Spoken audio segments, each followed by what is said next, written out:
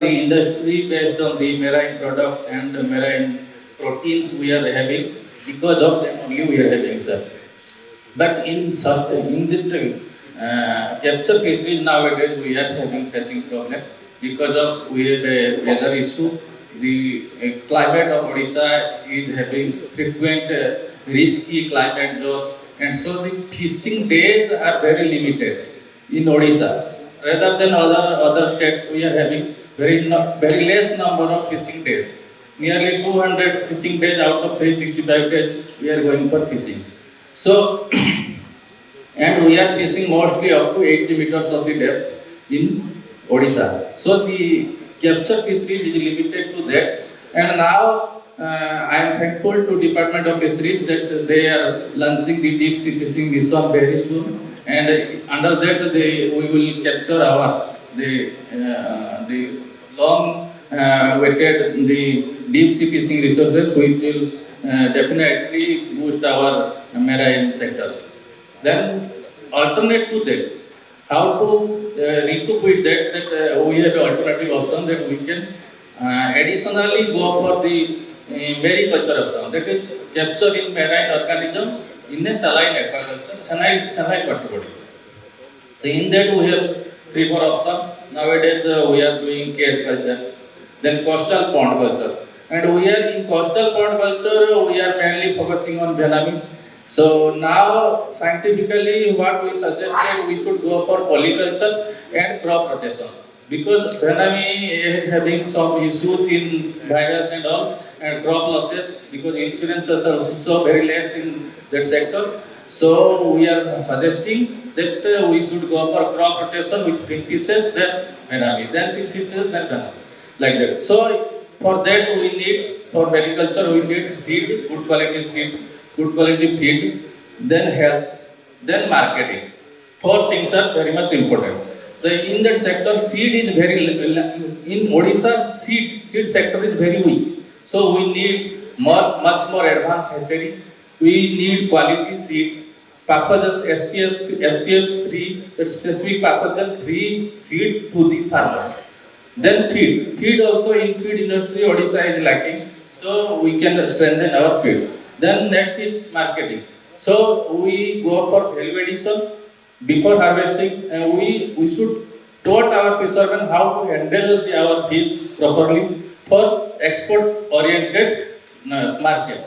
So if we are harvesting normally, it will be not export oriented, but if you handle it properly, it will catch a good price or value. So value may be increased manifold by handling and pre-processing and processing. Under cage culture also we have a vast water bodies in Odisha. Earlier we have already listened that we have 575 km of coastline. Then we have estuaries, we have Chilica, we have our coastal zones which are very much productive, because we have many more river system discharging to Odisha Sea. So our water quality is very high. So we can go for cage culture. Then cage culture we have already 12 species of bred and seed are available with CMFRI and SIBA. There is another institute is SIBA. Under that 4 species of shrimps are now available. Okay, another 1 minute. 4 species of shrimps are available. Then 2-3 species of crabs are available. Because Odisha is having a special crab, that mud crab, Chilica, Onkoda, we have a legacy. So we can go for that also, crab model. That is now cultured in both indoor and outdoor. We can culture in indoor also, we can go for outdoor culture also. Then in Odisha, another thing we have, till now we are not standardized and we have not gone for, that is a mussel and oyster culture. It is a high market demand, but Odisha local demand is not there. So we should target other states and export. And we have export, we have a great potential for that culture, mussel and then everybody is talking about seaweed. In seaweed, Odisha has a great potential for seaweed. We have already tried a pilot scale survey with the State Fisheries Department, and we have succeeded in many places. And now some private entrepreneurs also ventured into it. So in the seaweed also we have a exotic species that Kappa ficus, that having a good carrageenan yield and which is having very good market demand. But our native species, that is Gracilaria adulus and all, which are available in Chilka, having bioprospective compounds which can be used as a medicinal purpose, and which we are working it on, and those are also under culturable condition. And Kappa ficus also as a exotic species, Silica needs special permission to go for in Silica, but other cost in Odisha, other districts we can go for it.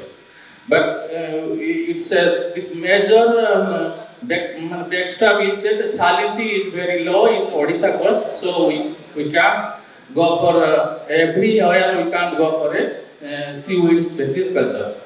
So we have to a site specific atlas for mariculture culture and culture of seaweed also. So another option is also marine ornamental species. We can strengthen our OMN-SHG and small status for marine ornamental culture, and CFRE has a technology, training and SRD facilities for equipped with the technology. That's also. Thank you so much, Mr. Pradhan, for listing some of the opportunities there. And it was an amazing fact that I had no idea that Odisha has the highest number of fisherfolk community in all of India. And I think that is something that we should be really proud of at Agro.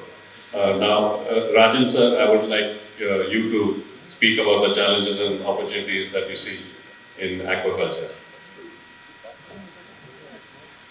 Thank you, Aditya. Good afternoon, everyone. I'll not keep everyone waiting for lunch. I'll try to be as precise as possible. Well, I'm hitting directly on aquaculture, and that too in Odisha. Coincidentally, I have spent 40 years in Odisha itself, involved with the seafood exports. And when I started my career in 1986-87, that was the time when aquaculture also started in Odisha. It was introduced by CP Aquaculture Group of Thailand. Surya Group were the first people who collaborated with the CP Aquaculture, and we had a pilot project near Baleshwar in Parikhi, where we introduced the monodon species. Thanks to Mr. G. Mohan Kumar as chairman and PIDA, in 2007-8, this Diptopeneus indica vanamai was introduced to India with a lot of challenges. It was an alien species from the Pacific Ocean. A lot of skepticism, a lot of apprehensions for that. Somehow we could overcome that, and ever since vanamai was introduced into the aquaculture in Odisha, 2007-8, take my words, the total export from Odisha was 407 crores only. Last year it was 5,428 crores. So that has been the exponential growth. So that justifies, that's a testimony basically to the opportunities part. But sir, everyone should understand basically the fundamental factor. A sector only grows, but production and sales complement each other. Today, as we stand, with all the speakers in the earlier session were speaking about the international markets and everything, all the challenges. Coming back to aquaculture, which now constitutes about almost 75 to 80% of the seafood export basket of India, as this aquaculture has come along not only with the growth but also with multiple challenges. When we speak about the European Union, which we were speaking in the morning of, we are speaking about the USA market, which is the largest market for the Indian shrimps. The biggest challenge is the traceability. And traceability gets started from the pond, from the aqua pond, the aqua farm. Now, the challenge in Odisha is that most of the farm, perhaps I may be wrong, I want to be wrong in my statement, are not legally registered. Mr. Ajit Patnaik sir was mentioning that you are now saturated. Sir, there was a publication by Government of Odisha released by the Chief Secretary, Odisha Shrimp Mission, that they are still saying that 24,000 hectares of land is available. 24,000 hectares of land is available for aquaculture. About 19,000 odd is active now. The question is not that, sir. The question is, with traceability being imposed, unless the farm has a legal land ownership, we cannot perform a pre-harvest test. I'm not getting into the generic part of it, like the antibiotic testings, wastewater management, which are the associated factors with farming. I'm not getting into the technical details. Come January 1st, 2027, the Food Safety Modernization Act will be enacted in the world. And without the traceability, legal traceability of any aquafarm, not only in Odisha, anywhere else in the entire country cannot export even a kilo of shrimps. So government of Odisha has adopted with the Odisha Satellite Application Center. Now they have adopted the global GPS and also the geographical information systems, and they are trying to use satellite images to know the exact location of the farm, and this will be incorporated in our documentation process. So any buyer anywhere in the world with through the digitalization processes can identify, yes, this shrimp has come from this specific farm. Lot of food safety certification are in vogue now. Lot of people, basically it has been enunciated by USA that we have BRC from the European Union, so many certifications. The farms have to be certified. So many things are coming up. So the biggest challenge for the aquaculture coming 2027 is establishing the traceability, and that means the registration in your farm. Only 7,736 farms have been registered officially, which has been released, the list which has been released by Export and Inspection Agency under Ministry of Commerce. So just to summarize, I think what I highlighted, I think we in the private sector are ready to register all the farms and everything, but at the end of the day, we do not have the legal mandate, right?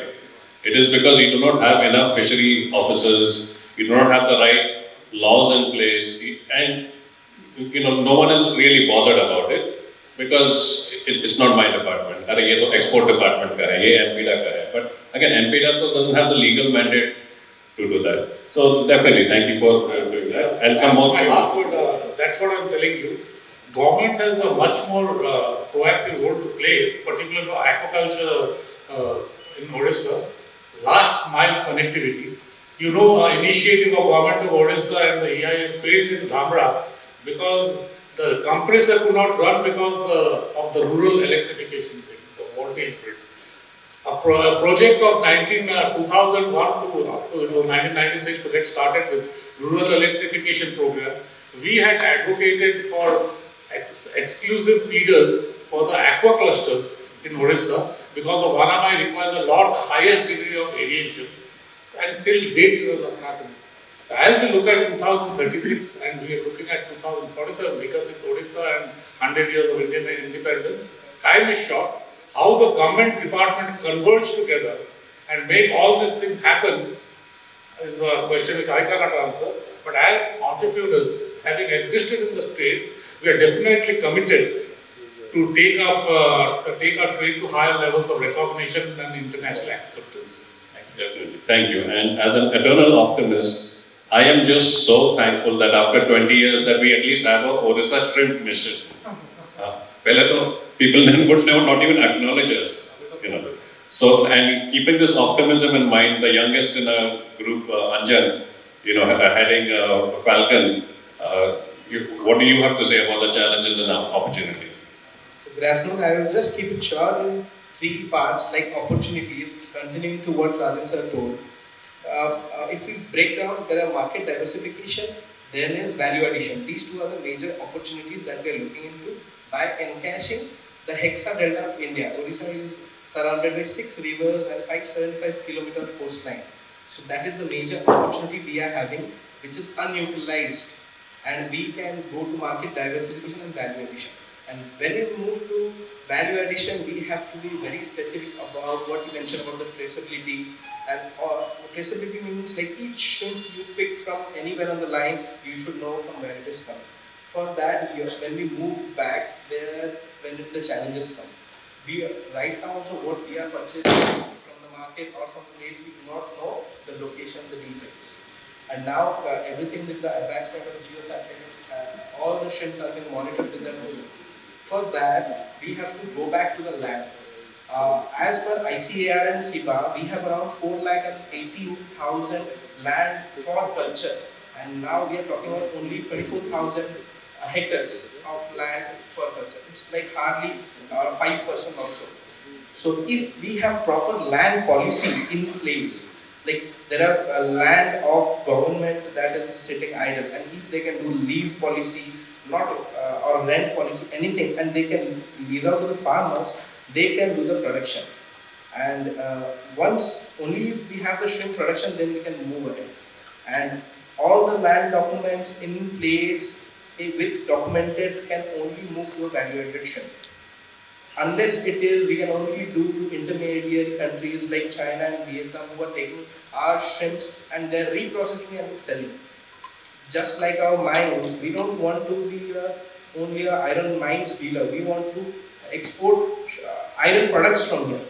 That's how we can get and catch the major opportunities. Same way we have until we move to the value addition with traceability, with all the compliances, we need the complete support from government and the farmers. That would be major depend on. So rest other things are already covered, so I'm not going more on that. Any other questions? Thank you, Anjan. And I think I would finally just again to make the point, end with a story, because this regulation is just going to grow and grow. The latest EU regulations, at least by the major retailers, is that our method of killing the shrimp is cruel. So what they want is use a machine which will put an electric current in the water that will stun the shrimp temporarily, and then we can put the shrimp on the ice so that it will not freeze to death with pain. So this is the level of absurdness we have to deal with our market, and we need our government to support us for this. Thank you. Any questions, or we can just call it? Yes, sir.